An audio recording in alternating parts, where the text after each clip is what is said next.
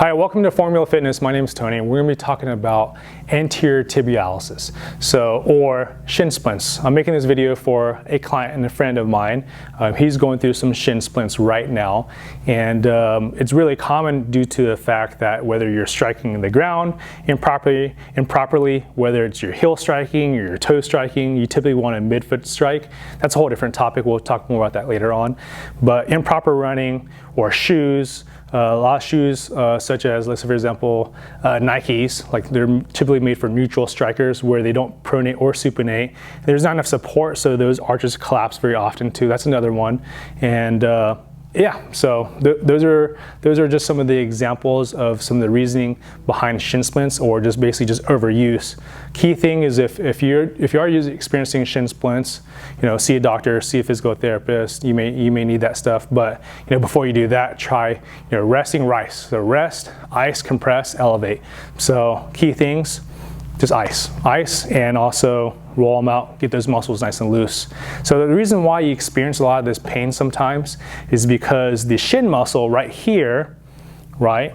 And what happens is when it gets so tight, what it does, it starts to separate even from the shin bone, and that becomes really painful. Some people even experience it on the insides too, right? And even, I wouldn't say like ruin people's career. I remember when I was in high school, people would be on the track team, and they'd get shin splints so bad that they just couldn't run anymore. They just couldn't participate and just be on the sidelines, right? So I wish I knew all these different things back in the day so I could help out my friends, but now I do, so I'm making these videos for you guys. So there's some different things that you could do for the shins. Number one, let's talk about some different tools. You have a tiger tail right here, or a rolling stick. There's so many different ones. This one doesn't have any give, so it's pretty aggressive. There's also some other ones that actually have some give too, so just depending on your preference, right? So the ones that do give, the ones that bend, you may want to hold it a little bit closer so you can get more tension or pressure, and hold it a little wider to get less pressure because it bends, correct? So, and also you have a lacrosse ball. It doesn't have to be a lacrosse ball. A tennis ball would work too. It may not be hard enough, but experiment. Use what you have. Golf balls, baseballs, foam balls, but lacrosse ball is my preferred choice for trigger pointing the shins. And we'll talk about some stretching also, and also some strengthening exercises you can do for the shins too. So what I like to do, if I'm gonna roll out my shins, I'm gonna have a seat, right? And muscles, all muscles, they have filaments, and if you take an anatomy and physiology, muscles, they slide and glide. It's kind of like the easiest way to explain it is like Velcro, right? You have long muscle fibers, there's Velcro, and what they do is they come downwards in these little hooks. They come downwards and they grab, and that's what allows those muscles to pull across each other. That's what allows them to contract and relax, right? So what happens is when you are sedentary and you have that toe completely just relaxed, and it's not plantar flex or dorsiflex, you just have it completely relaxed, you stay isolated to one end of the spectrum when you're putting pressure to the muscle. But if you were to put it through a range of motion while you have pressure onto the muscle, this allows you to kind of wring out that muscle to get all the different muscle fibers a lot more effectively.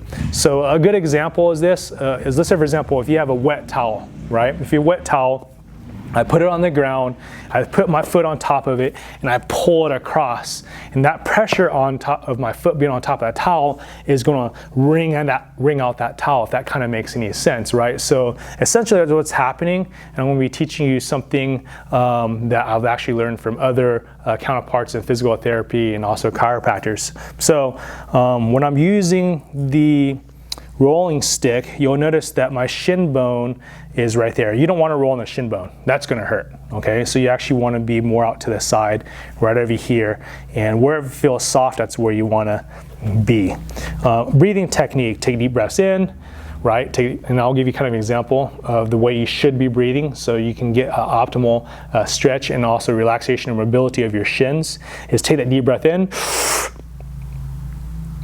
3-second hold, and a 10-second exhale. 10, 9, 8, 7, 6, 5, 4, 3, 2, 1. If you can do the exhalation for 10 seconds, 15 seconds, 20 seconds, the longer the better. So, focus on that. I promise you, if you focus on that breathing technique as you're rolling out, stretching for any muscle, you're gonna get a lot more better benefits as opposed to holding your breath. So if you hold your breath, which most people do when they're stretching, when they're in pain, right, you're gonna have to focus on breathing technique. So really emphasize on that. So as I'm rolling out and I find a nice tender spot, right, I'm gonna go up and down as I'm moving. So what I like to do is as I'm sliding downwards, I'm gonna go slowly up and down as I'm sliding downwards, just like this, right? Just wring out that muscle. Same thing on the way upwards. If you need more weight, you can kind of just use your leverage, use your muscles to kind of go into it and do the same thing, right? Just like this, up and down, all right? So calves. You want to hit the calves too, do the same thing. Do the lateral portion, medial portion, the inner portion, so get the calves. Over here, sometimes people experience the shins on the inner portion, shin splints on the inner portion. That's not where you really want to really massage out there. I mean, there's like fine muscles in this, very thin muscles, so we'll teach you some static flexibility for that. So that's one way. Another great way is using lacrosse ball. So you can place it onto the ground. Do the same thing as far as putting weight into the shin. You're gonna lay down onto it like this, put weight down onto it, right? And you can also flex a toe up and down as you're working your way up and down that shin with a lacrosse ball, right? So I can move all the way up and move all the way down and so forth. I can lay down directly onto my side, get the lateral portion of my calf. I can smash it, right? There are two hands on top of it, lean into it, get that pressure into that calf. I can do the same thing on the medial portion, just like this, cross one foot over to add more weight, lift my ass up off the ground to add even more weight also as needed. It shouldn't be extremely painful. If it's extremely painful and you're not able to breathe into it, that means you're going too hard. So you just back off a little bit. And again, breathing technique, breathing technique, breathing technique. Same thing for the inner portion. I can go out to the side. I can smash into it also from here. And yeah, so we have the crossball, the rolling stick are great ways to stretch it out. We're going to talk about some static flexibility now. So I can be in a kneeling position, make sure both my heels are touching each other, toes are touching each other, and I'm gonna point my toes away from me. So in plantar flexion, then I'm gonna sit back, my ass towards my heels, and already I feel all my ankles, I feel all my shins start to stretch. Hold this for approximately anywhere between 45 seconds up to 2 minutes if you can handle it. But 1 minute is probably the sweet spot, so at least 1 minute. Again, focusing on the breathing technique, okay? Super, super essential. Last one is to help strengthen the shins. You can do something called penguin walks. I remember every day after track practice, which I think I give credit to help me keep shin splints away, is to help strengthen them a certain way after track practice. From the track to the locker room, would walk like this, about 100 yards, like a penguin. So key thing that you're going to be focusing on is you're going to be flexing your toe upwards in something called dorsiflexion the whole entire time as you're doing this walk. It could be in place like this if you don't have a lot of real estate to travel and to move around in. So in this case, I'm going to be traveling. So heels up, and you're going to want to, and it's going to tend to want to come downwards and give when you're walking. Try not to do that. Try to keep them flexed upwards. So penguin walk, just like this. Right? And depending where you're at, track, grass, gym, you're gonna look kind of funny, but it's good for you.